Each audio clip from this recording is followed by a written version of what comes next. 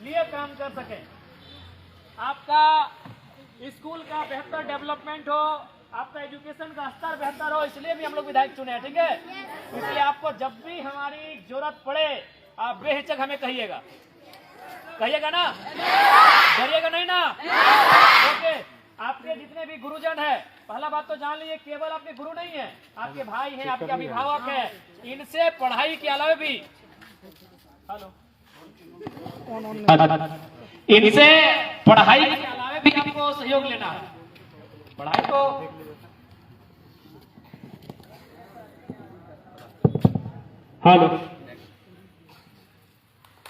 इनसे आपको पढ़ाई के अलावा भी सहयोग लेना है, ये कभी पीछे नहीं हटेंगे। सपोज मान के चलिए आपके पास कलम नहीं है, आप स्कूल आ गए हैं, तो क्या अगर सर से आप कहेंगे कि सर एक कलम नहीं है, तो क्या आपको 5 रुपए नहीं देंगे? ये आपके अभिभावक हैं, ये आपके बड़े भाई के समान है। अगर महिला शिक्षक है तो आपकी बहन के समान है। आप इनसे पढ़ाई के अलावे सहयोग के साथ आगे बढ़िएगा।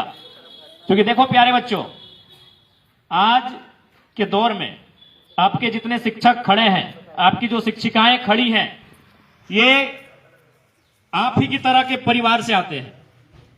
इनसे पूछिएगा कि मैडम बताइए 10 साल पहले आपका परिवार कैसा था, जैसा आपका है हमारा है। सर से पूछिएगा कि 10 साल 15 साल पहले जब आप शिक्षक नहीं बने थे तो कैसा था, आपकी माँ क्या करती थी, आपके पिता कैसे आपको पढ़ाए हैं। वही कहानी बताएंगे जो आपके माता पिता भी आपके साथ कर रहे हैं। बताएंगे ना? तो इसलिए एक बात हमेशा याद रखिएगा, ये जो जीवन आपको मिला है और जो मेहनत आप आज करने के लिए यहां तक आए हैं, ये जीवन केवल आपका नहीं है। ठीक है ना? गौर लगे, अब बातचीत करवे तोरों से। ये जीवन केवल आपका नहीं है प्यारे बच्चों, है क्या बाबू लोग? ये जीवन केवल आपका नहीं है। यदि आपको लगता है ये जीवन केवल आपका है, तो आप एक काम कीजिए, अपनी माँ को फोन कीजिए, माता जी को, और बोलिए माँ हम थोड़ा सा स्कूल में चलते चलते गिर गए हैं, पांव में चोट लग गया है। परेशान होगी कि नहीं होगी? परेशान होगी? भाई को फोन लगाइए, तुरंत अपने दोस्तों को फोन करेंगे कि हमको कुछ रुपए की जरूरत है, मेरी बहन को मेरे भाई को चोट लगा है। होंगे कि नहीं परेशान? तो इसका मतलब ये हुआ कि आपका जीवन केवल आपका नहीं है। जब ये जीवन आपका नहीं है, तो उम्मीदें जो आप ये बस्ते में जो बोझ है ना, इससे कई ज्यादा गुना बोझ आपको अपने परिवार का उठाना है। और आप वजन कौन उठाता है? जो सशक्त होता है। अब सवाल है कि सशक्त कैसा होना? शरीर से ही नहीं, मानसिक रूप से भी। जब आप अपने आप को मानसिक रूप से, शारीरिक रूप से सशक्त बनाते हुए अपने लक्ष्य को जब प्राप्त करेंगे, तो इस बस्ते से बड़ा बोझ उठाएंगे कि नहीं उठाएंगे? अपने परिवार का उठाएंगे ना? इसलिए आपके साथ साथ आपके माता पिता की उम्मीदें जुड़ी हैं।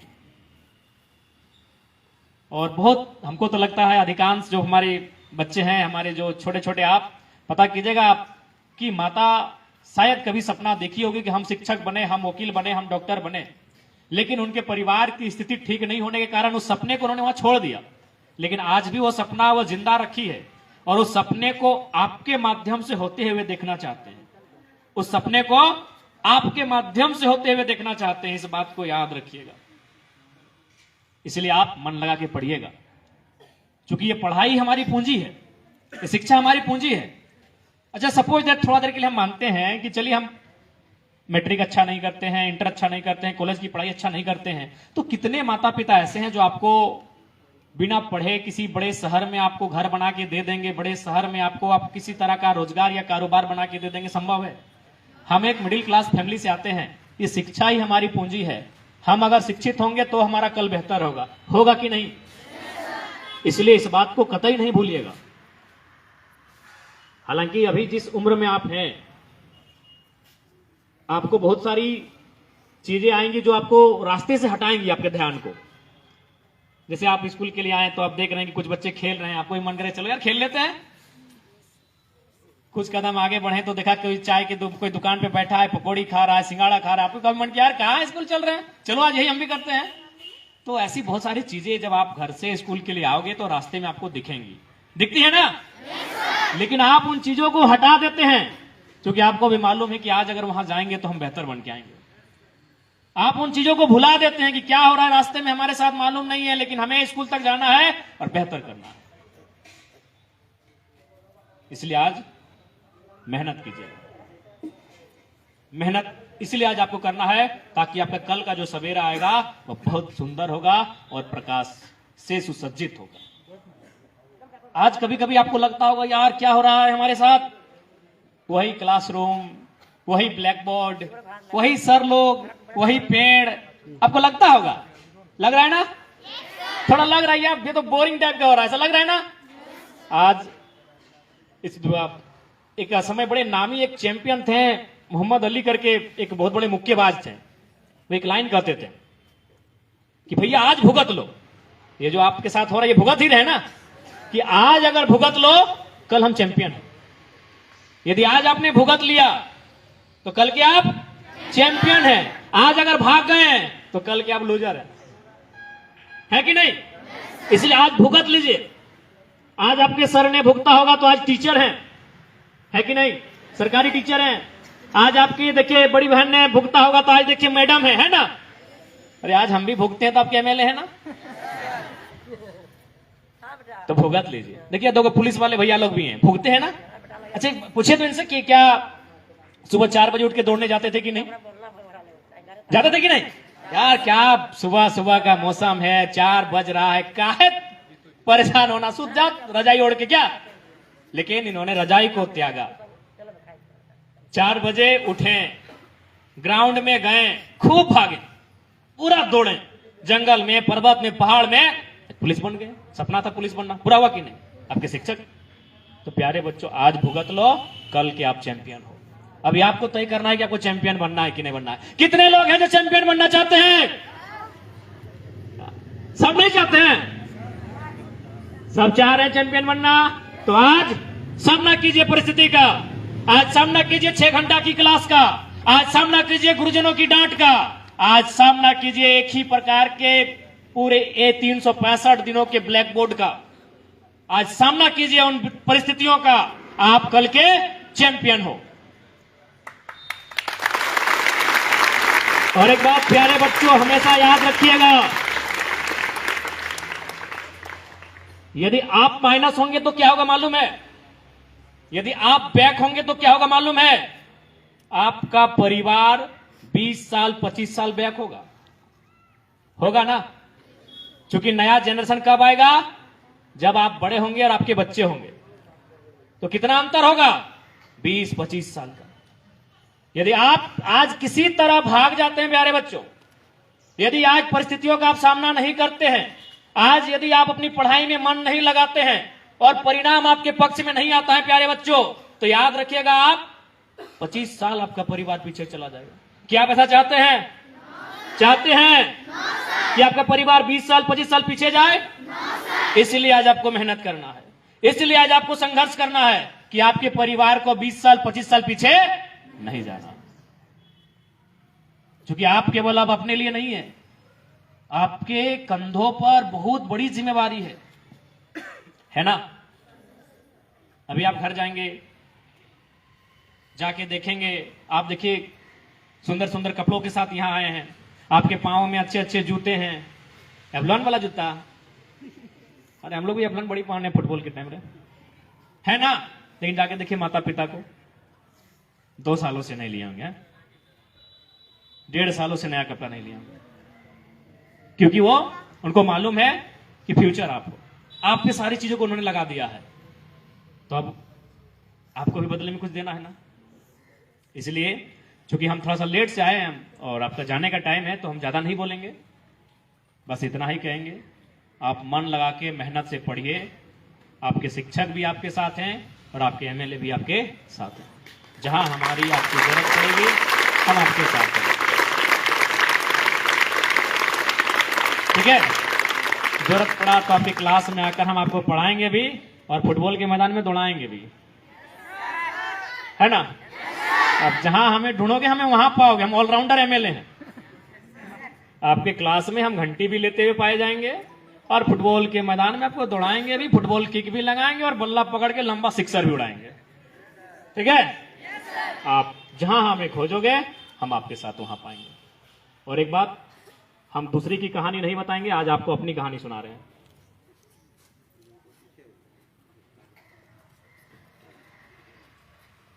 आप हमें तो जानते हैं, लेकिन हम कैसे परिवार से आते हैं क्या जानते हैं?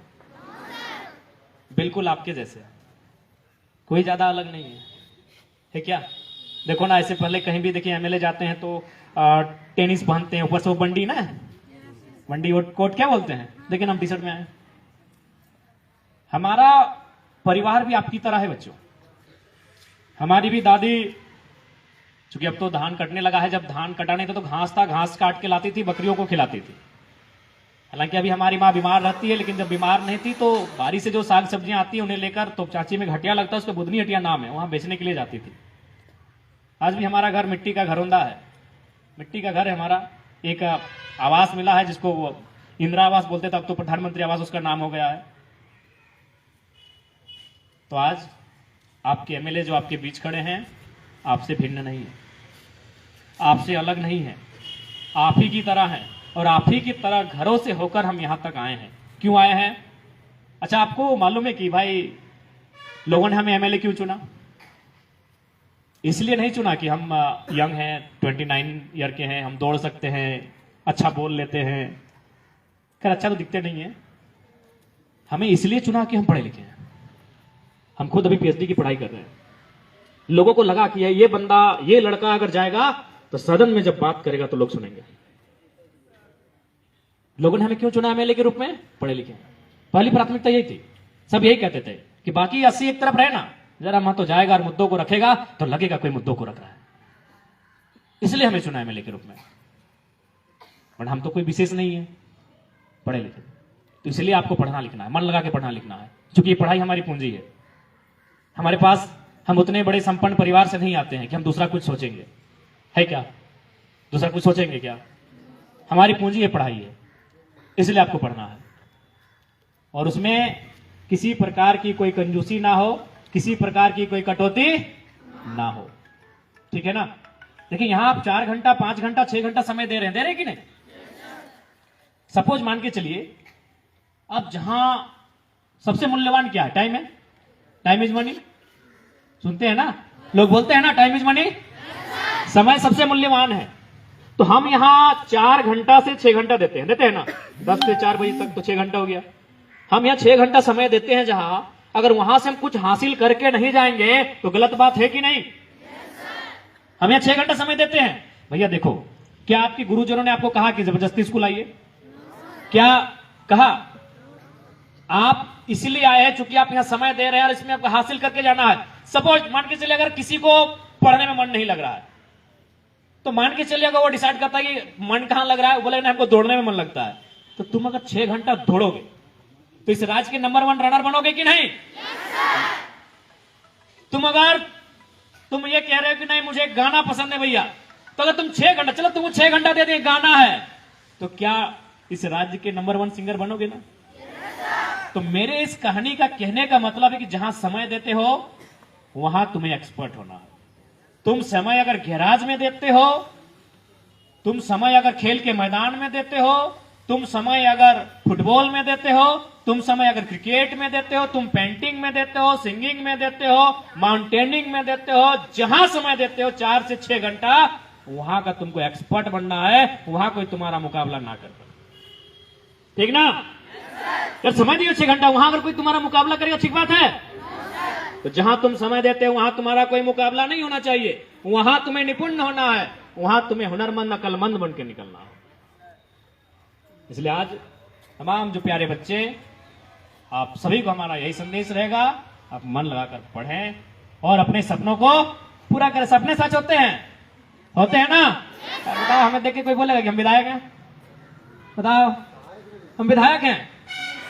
सपने सच होते हैं ना? बताइए, 2 साल पहले हमें कोई जानता नहीं था, आज हम आपके विधायक भी हैं, और छोड़िए राज तो छोड़िए, पूरे हिंदुस्तान के बड़े बड़े चैनल्स को खोलिए, कौन है हो जयराम महतो, है ना? सपने सच होते हैं ना? तो सपने देखिए और उस सपनों को पूरा करने के लिए संघर्ष करें। फिलहाल आपको आपका लक्ष्य होना चाहिए पढ़ाई लिखाई, आपका लक्ष्य होना चाहिए, आप वहां केंद्रित कीजिए और अपने सपनों को हासिल कीजिए, ठीक है प्यारे बच्चों? और हाँ, बढ़िया से छुट्टी के टाइम, चूंकि आने के टाइम थोड़ा सा उदासी होता है, प्रैक्टिकल है ना मत बोलो यार। आने के टाइम बोलता है यार स्कूल जा रहे, जैसे स्कूल का गेट करीब आने लगता है, जैसे जैसे शिक्षकों का चेहरा दिखने लगता है, यार कहाँ आ गए। लेकिन जब जाने का टाइम आता है गजब का फुर्ती होता है। यस या नो? तो जाने के टाइम ठीक है फुर्ती है, लेकिन आराम से जाइएगा, आराम से जाइएगा। कोई घटना दुर्घटना आपके साथ ना घटे, सचेत होकर सड़क के जो यातायात के नियम है आपने पढ़ा है, यातायात के नियमों को आप जानते हैं, कैसे पार करना है। छोटे बच्चे आपके साथ हैं, छोटे भाई बहन हैं, उनको कैसे पार करना है ये भी आपको मालूम है ना? तो हमको मालूम है जाने के टाइम आपको बहुत फुर्ती है, लेकिन फुर्ती में थोड़ा सा सोच समझ के, है ना? चलिए ठीक है, आपको आपके भविष्य के लिए, उज्जवल भविष्य के लिए बहुत बहुत शुभकामनाएं। और जब भी हमारी आपको आवश्यकता हो एक कॉल जरूर कीजिएगा। 9031701932 याद हो गया ना? अरे हम लोग याद कर लेते इतना अगर जल्दी कोई बोलता है तो। 9031701932। चलो तुम अपना कोई अपना 10 नहीं सुना, हम तुरंत याद कर देंगे। चलो तुम एक बार अपना मोबाइल नंबर सुना, हम तुरंत रिपीट कर रहे हैं, दो करके। कोई भी नंबर सुना? हाँ तुम्हारा मोबाइल नंबर क्या है सुना? हाँ 8340 181247 याद हो गया। रुक जाओ बेटा 8340 181247 ठीक ना? 8340 181247 तो याद करो, ताकि अभी कैच करने का ताकत है तुम में, कैच करने का। देखो हम तो तुम्हारे एज से पार हो गए फिर भी कैच कर ले रहे हैं, अभी तुम में कैच करने का ताकत है, कैच करो, है ना? चीजों कैच करो, याद करो। तो चलिए ठीक है, आप सभी को बहुत बहुत शुभकामनाएं। अरे 9031701932 ठीक है प्यारे बच्चों, बढ़िया से घर जाइएगा, अच्छा से पढ़िएगा और अपने ड्रीम को फुलफिल कीजिएगा, ठीक है?